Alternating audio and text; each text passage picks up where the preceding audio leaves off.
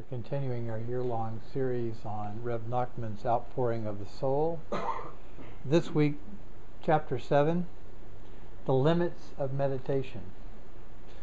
Rebbe Nachman says, true meditation and self-expression before God comes when one has done so to such a degree that he feels that his soul is about to leave him and he is about to die.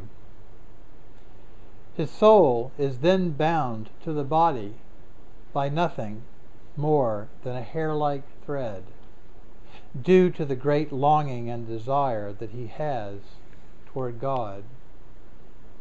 The Talmud speaks of this and says, a person's prayer is not heard on high unless he places his soul in his hands. When a person meditates, he is helped by God. He can then express his thoughts before God just as a person speaks to a friend. One must accustom himself to converse with God just as he would with his teacher or his friend. The whole world is filled with his glory, and God can be found in every place. The Talmud teaches that our prayers aren't heard until we hold our souls in our hands. It's a very beautiful image. What that means is that when the soul or the heart is really fully offered.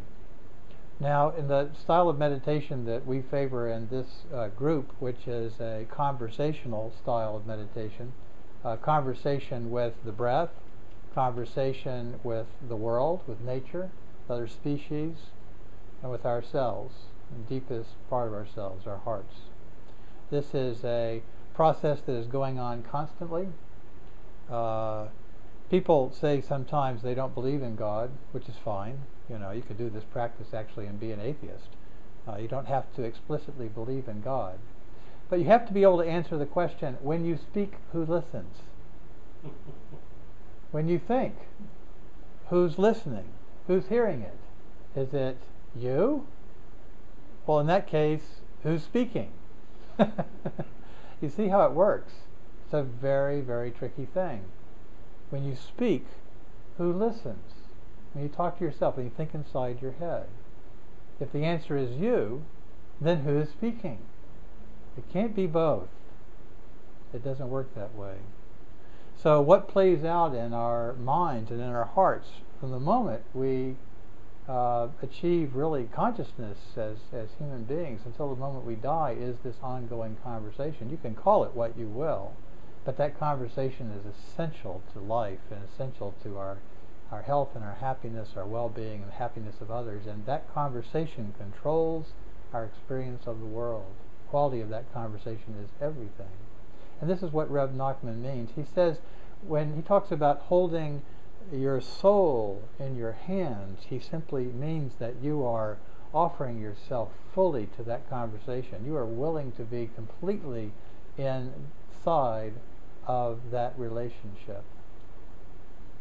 Now, you know, we have an expression that someone comes to us and pours their heart out, or shares their heart, or shows us their soul, or shows us what's inside of them.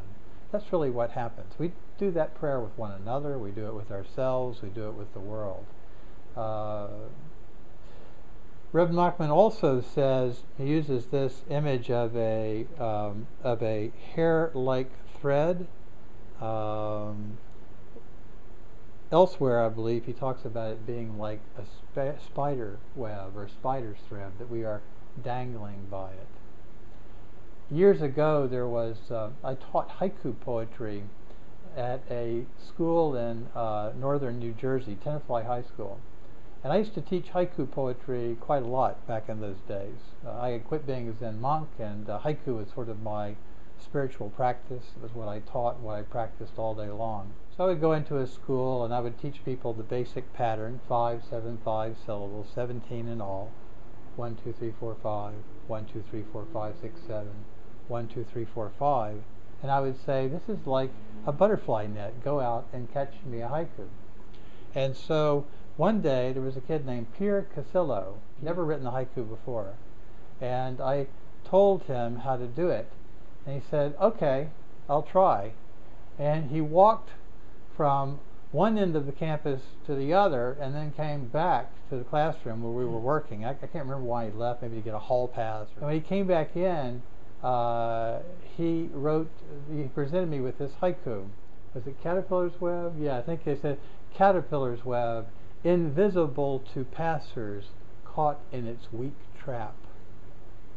Caterpillar's web, invisible to passers, caught in its weak trap. Beautiful, completely artless, beginner's mind kind of haiku. It was his first haiku, and he just saw it. And he was walking along, and it was that time of year when the inchworms lower down out of the shade trees, and they just dangle there in the sun. And they sway in the breeze back and forth, and they lower themselves up and down, and they go in and out. A lot of times you won't see them in the shadows under a shade tree as they just sort of dangle there. You'd have to catch them at just the right angle in the sunlight. When they drift out into the sun, that little silver thread flashes into existence like a particle that's a particle one moment and a wave the next. It's like that thread is the same way. It's there one moment, the next moment it's gone. And if you see it, sometimes you can find the little tiny, it's never an inch, they're never that long, they're always less than an inch. They should be called centimeter worms, they're so small. The little green body swaying back and forth. He says this is invisible to passers caught in its weak trap. Prayer is like that. Meditation is like that. We are always, always dangling by a thread. The thread is our breath, and it is all that sustains our life, and it is a very fragile thing.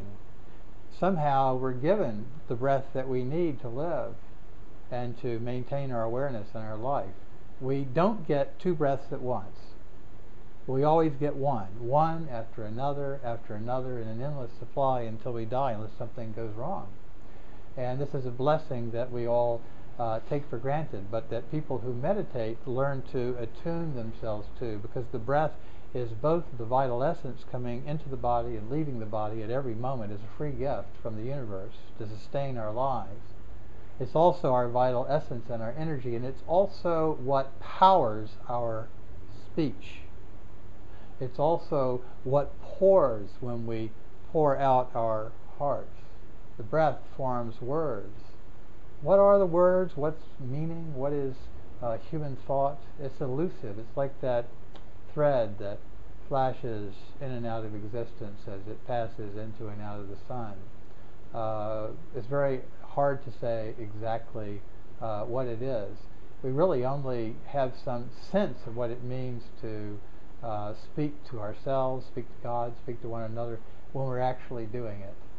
Words on a page in a book on a shelf do not exist. They exist only when someone reads them. In the same way, our power of speech is only exercised in the doing or in the pouring. And so the more we pour, the smoother we become. I sometimes think of prayer as being like those 5 smooth stones that David takes from the brook when he goes out to slay his giant. In the morning he goes down to the brook and chooses in 5 smooth stones from the brook, which he puts in his scrip, his little shepherd's pouch, and he goes out to face the giant later on. Those 5 stones are smooth because they've been smoothed by the water. Smoothed by the water. Their rough edges have been worn away. And this is really what happens to us in prayer and meditation. Our own rough edges, the places that cause friction in our lives and pain, and which bruise other people, not just ourselves, but other people as well, the sharpness, that gets gradually and very slowly worn away by the water flowing over and around it and tumbling it. And we too get tumbled in prayer, and our words are like the water that smooths away these rough edges as we pour over our issues and our problems and our wishes and fears and anxieties and the things we do right and wrong every day.